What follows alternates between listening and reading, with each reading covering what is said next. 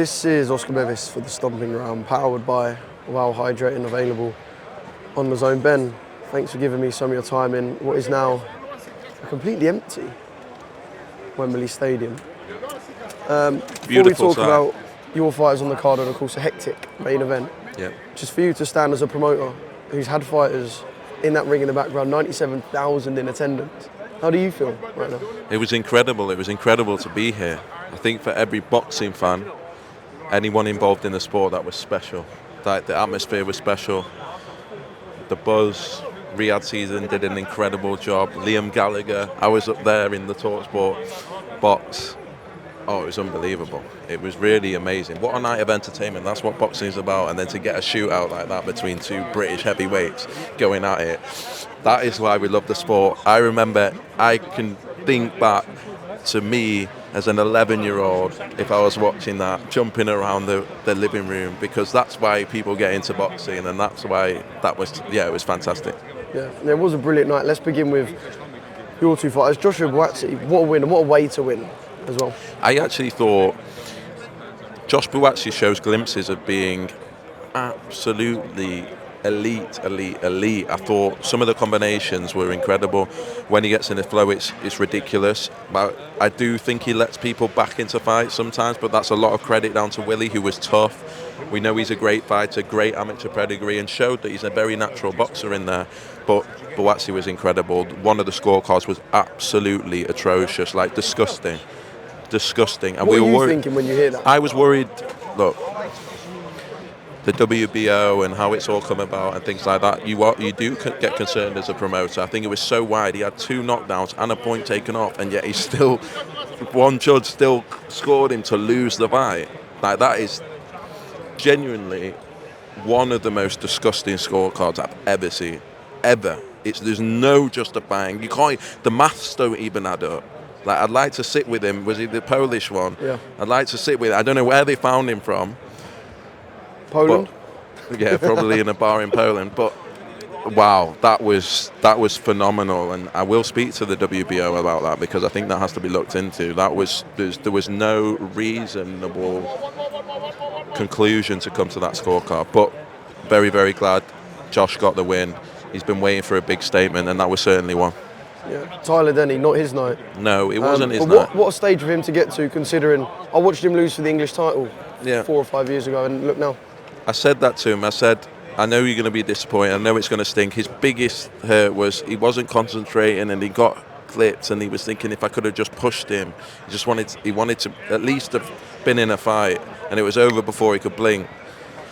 And I said to him, look, you've changed your life. You've changed your family's life from where we were at. Just remember that.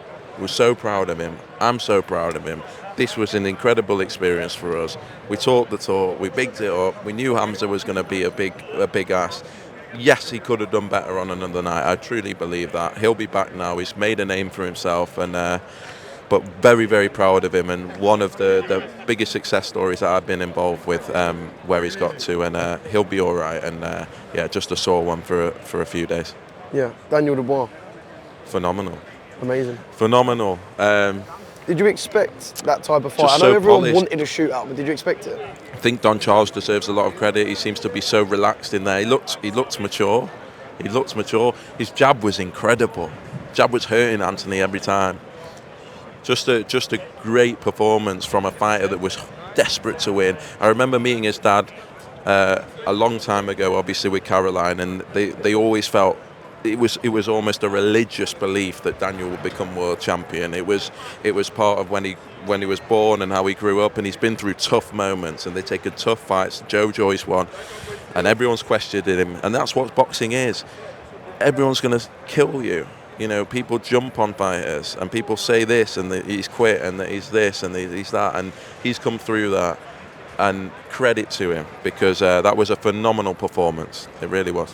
What heavyweights don't beat Daniel Dubois? Sorry, what heavyweights beat Daniel Dubois? I could think of one. Martin Bakole. You might say one. Do you think Martin Bakole's the only heavyweight that beats Daniel Dubois? No, I think. Look, he's put himself up there for me, and people will laugh, but for me, Fury, I don't think they will. Usyk, not after Jared Anderson. I don't. Fury, Usyk, Bakole, and Dubois for me are the formidable four. I really believe that. And so let's see what happens with Fury and Usyk in December. I mean, I was living on the dream that we might get Bacoli, AJ, and I'll get a trip to Congo Africa or somewhere. But Bacoli, Daniel Dubois. The great thing with Martin, he'll fight anyone. It's about finding who will fight him. We're hoping that he's going to have a big fight in December. Hopefully, have some news on that soon. But yeah, he for me, he's right up there. This was a big fight, but the biggest fight of the week was you and Eddie. Yeah. How do you sum up the week? Look, it's hard to say. I think things happen, right? Yeah, I mean, when he was up there on stage and he said a lot more than just "I'm going to knock you out," and he's swearing and he's rocking and he's raging, and he said that my arse fell out. I think luckily on this occasion, because Eddie will say a lot of things and a lot of people will believe him and this and that, but luckily that's on camera. I think you can clearly see I'm smiling, probably a bit surprised, and he was raging. I think I would like to move on. I don't think it's the way to behave. I do think he should apologise. But look, we move on, and as I say, these things happen. I know a question Eddie will want you to be asked is, are you asking interviews to be removed from? No, and this is the thing. I think so. Just on this was something that happened on Monday, right? This was between me and another party that we were doing a deal with, and it was commercially sensitive. It wasn't actually me who asked for the video to be taken down. And I think for me, it's a distraction tactic.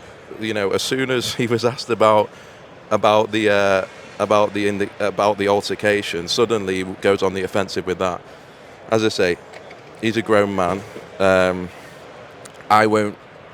I have a certain way of operating. He has a certain way of operating, and I think it's important to be professional and let the fighters do the fighting. And that's all I'll say on that.